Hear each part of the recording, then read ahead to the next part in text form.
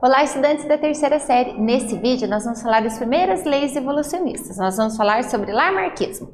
Então, Jean-Antoine Monnet, ele, nessa época que ele viveu, entre 1740 e 1829, acreditava-se no fixismo. O que é o fixismo? Acreditava-se que Deus havia criado as espécies daquela forma, cada ser, eles não mudavam ao longo do tempo, e não importasse a pressão do ambiente, nada, elas não se modificavam, elas haviam sido criadas por Deus. E aí veio Lamarck com a teoria transformista. O que ele diz? Ele começou a discutir, não, o meio ambiente ele vai provocar alterações, vai provocar mudanças, né, no indivíduo. Então, por exemplo, ele via lá um elefante pré-histórico, ele via os fósseis do elefante e ele via que eles tinham uma trompa pequena. E aí ele olhava lá, o atual tinha uma trompa maior. Então, o que ele começou a dizer? Que o meio ambiente deveria influenciar em alguma coisa, né? Então, não era um fixismo, elas não eram fixas daquele jeito. Existiam modificações ao longo das gerações. Então, ele foi uma das primeiras pessoas, né, os primeiros cientistas a falar sobre isso. Então, o que as ideias dele? As ideias eram sobre os seres foram existindo, dos mais simples até os mais complexos, né? E esses seres, eles foram... Por que eles foram adquirindo essas complexidades? Por causa das ações do tempo. Então, o tempo, né, a ação do meio durante muito tempo provocou transformações nesses indivíduos, né? E eles foram... progredindo, né, de complexidade ao longo desse tempo. O que ele disse? Lamarck disse o quê?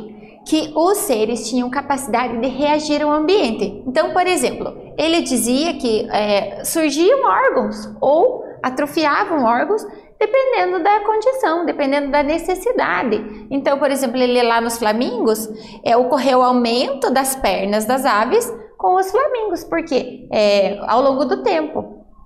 Por quê? Porque elas usavam muito, ficavam muito tempo em pé, na água, para elas não ficarem, elas ficavam esticando para não ficar encostando na água, então as pernas foram crescendo por uma pressão do ambiente, né? Foram se desenvolvendo órgãos conforme o uso e desuso, né? Então ele postulou a lei do uso e desuso. O que era essa lei? De acordo com o que eu usava de órgãos, aquele órgão se desenvolvia. E se eu não usava, esse órgão atrofiava. Um exemplo que vocês sempre vão ver é o da girafa. Lembrando que Lamarck não falou da girafa, ele não explicou a girafa, mas ele é um exemplo muito didático, então a gente sempre usa. O que Lamarck disse? Que os fósseis da girafa que eles conheciam tinham um pescoço curto, mas eles olhavam as girafas e elas tinham um pescoço longo. O que ele disse? Que elas esticavam o pescoço para comer as folhas de cima. Então, elas, com o uso do pescoço, cresceu, né? Então, uso e desuso. Ou, por exemplo, a cobra cega. Como ela ficava sempre enterrada, em úmido, ela não usava o olho, então o olho foi atrofiando, né? Então, é isso que Lamarck dizia. Conforme o uso ou desuso, se desenvolvia ou não aquele órgão. E ele disse também da lei da herança das características adquiridas. Então, a girafa esticava o seu pescoço. Ela ficou grande. O pescoço, né, ficou grande. Quando teve o filhote dela, o filhote nasceu com um pescoço maior, porque a mãe dela tinha adquirido essa característica, né? Um exemplo também aqui do pé do pato.